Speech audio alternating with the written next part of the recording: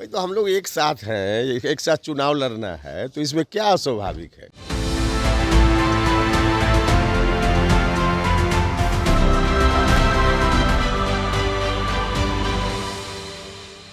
नमस्कार, आप देखना शुरू कर चुके हैं कैपिटल टीवी बिहार और मैं आपके साथ सरोज सिंह। बिहार एनडीए में क्या हो रहा है? सीट बंटवारा क्या इतना पेचीदा हो गया है कि दिल्ली से लेकर पटना तक किसी को कुछ समझ ही नहीं आ रहा है कि करना क्या है, किसको कितनी सीटें देनी है, किसको नहीं देनी है, या आखिर करना क्या है। कल देखिए देर रात तक मीटिंग चलती रही अमित शाह के निवास पर। बिहार के सारे बड़े नेता वहां पर मौजूद थे। कहिए कि पूरी कोर कमेटी वहां पर बैठी हुई थी। संजय जायसवाल भी थे, सुशील मोदी भी थे, दोनों डिप्टी सीएम भी थे। तमाम नेता थे जो ये मंथन कर रहे थे कि करना क्या है। पहली जो बातचीत हुई वो बातचीत हुई भाजपा की सीटों पर, यानी जो 51 नाम, यानी एक सीट पर जो 3 नाम गए हैं, 17 सीटें बीजेपी को लड़नी है, तो 51 नामों की सूची गई है दिल्ली। उस पर एक अंतिम मोहर लगाने के लिए बिहार के नेताओं से राय लिया अमित शाह ने और जेपी नड्डा ने कि किस एक नाम पर अंतिम मोहर लगाई जाए। अंतिम फैसला केंद्रीय चुनाव समिति करेगी, जिसकी बैठक जल्द होने वाली है। ये तो हो गई भाजपा की बात, लेकिन जो सबसे बड़ा सवाल अभी एनडीए के सामने है कि चिराग पासवान का करना क्या है, कितनी सीटें उनको देनी है, चाचा भतीजा का मेल कैसे कराया जाए। तमाम फार्मूले पर विचार किया जा रहा है। पहला फार्मूला तो इसके एकीकरण का ही था जो भाजपा ने दिया है, वो फार्मूला अभी भी जिंदा है। लेकिन एक मुलाकात जेपी नड्डा से हुई चिराग पासवान की कल ही, और उस बैठक में कोई अंतिम फैसला हो नहीं पाया। और जो चिराग की जो भावनाएं थी उसे लेकर जेपी नड्डा फिर अमित शाह से मिले कि चिराग पासवान का ये कहना है।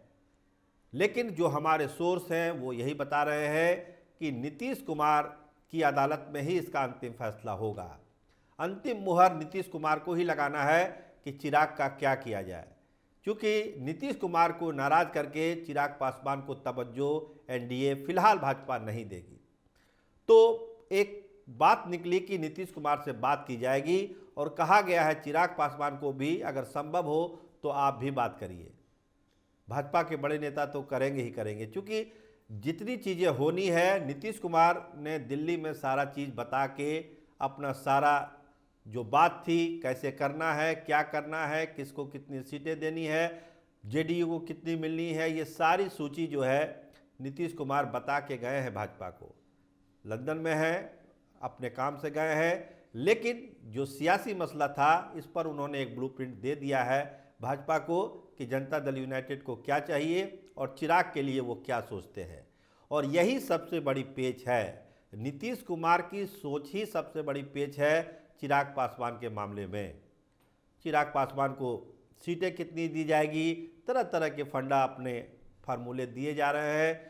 कोई कह रहा है कि एक लाइन बनाई गई है कि पशुपति कुमार पारस को राज्यसभा भेजा जाए, प्रिंस को समस्तीपुर सीट दी जाए और जो बची हुई सीटें हैं वो चिराग पासवान को दे दी जाए। एक फार्मूला ये भी दिया जा रहा है। कल की बैठक में इस पर चर्चा भी हुई, लेकिन नीतीश कुमार को इस पर अंतिम मुहर लगानी है। भाजपा ने इससे पूरी तरह से इन्वॉल्वमेंट से दूर रखा है अपने आप को और कहा है कि नीतीश जी से बात करके ही कोई अंतिम फैसला हम लेंगे। तो मामला एक बार फिर से फंसता हुआ दिख रहा है चिराग पासवान का। चिराग पासवान 10 को आने वाले हैं बिहार, एक बड़ी सभा है उनकी वैशाली में, और उसके बाद वहां पर जो वो बोलेंगे उसका भी एक मायने है कि वो लाइन क्या लेने जा रहे हैं। लेकिन इतना तय है कि 13 से पहले सीटों का ऐलान नहीं होना है। नीतीश कुमार जब लौट के आएंगे देश में तो दिल्ली में एक साझा प्रेस कॉन्फ्रेंस होगी जिसमें सभी सीटों का, और हमारे सोर्स बता रहे हैं कि प्रत्याशियों के नाम के साथ सीटों का ऐलान हो जाएगा कि फला सीट पर फला प्रत्याशी चुनाव लड़ेंगे। ये तैयारी एनडीए के तरफ से है और वो प्रेस कॉन्फ्रेंस दिल्ली में होगी नीतीश कुमार जब लौटेंगे। इसीलिए ताबड़तोड़ फैसले लिए जा रहे हैं। देखिए आज सवेरे सवेरे संजय जायसवाल कल जो देर रात तक कोर कमेटी के बैठक में अमित शाह के साथ थे, वो आनंद फानंद में पटना आए हैं और उपेंद्र कुशवाहा से उनकी मुलाकात हुई है। और उस मीटिंग का जो संदेशा था, अमित शाह का जो संदेशा था, उन्होंने सुना दिया उपेंद्र कुशवाहा को कि जो आपकी पार्टी है उसको एनडीए क्या देने वाली है, कौन सी सीट देने वाली है और कितनी सीट देने वाली है। उपेंद्र कुशवाहा बड़े प्रसन्न हैं संजय जायसवाल के मिलने के बाद और अमित शाह के संदेश के बाद। हम लोग पहले ही कह रहे थे कि उपेंद्र कुशवाहा कहीं इधर उधर जाने वाले नहीं हैं, वो केवल एक संदेशे का इंतजार कर रहे हैं और लगता है कि वो संदेशा आज आ गया और संजय जायसवाल से उनकी मुलाकात काफ़ी सकारात्मक हुई है। लेकिन अभी फिर बात घुमा फिरा कर फिर चिराग पर आ जाती है, तो चिराग पासवान को संदेशा क्यों नहीं आ रहा है?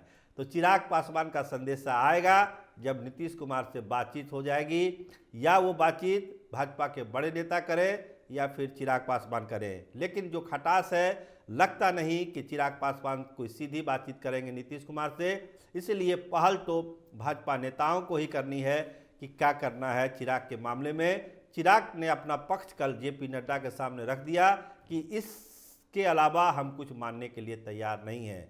जो फार्मूला मैंने आपको बताया कि पारस जी को राज्यसभा भेज दीजिए, प्रिंस के लिए समस्तीपुर सीट ले लीजिए, बाकी की सीटें हमें आप दे दीजिए, हमें कोई दिक्कत नहीं है।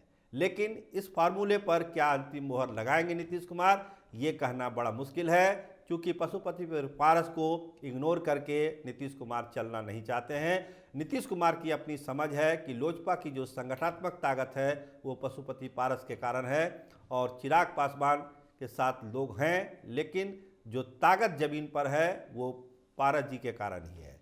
तो खैर ये नीतीश कुमार की अपनी समझ है, राजनीतिक समझ है, और इसी बिहाफ पर वो पारस जी की पैरवी भी करते हैं कि लोजपा का सारा काम तो पारस जी ही के जिम्मे है। तो नीतीश कुमार की इस राय पर भाजपा कितने सहमत है या चिराग पासवान कितने सहमत होंगे, ये एक दो दिन में पता चल जाएगा। लेकिन इतना तय है कि बिना नीतीश कुमार के कंसेंट के चिराग पासवान की फाइल फाइनल नहीं हो पाएगी।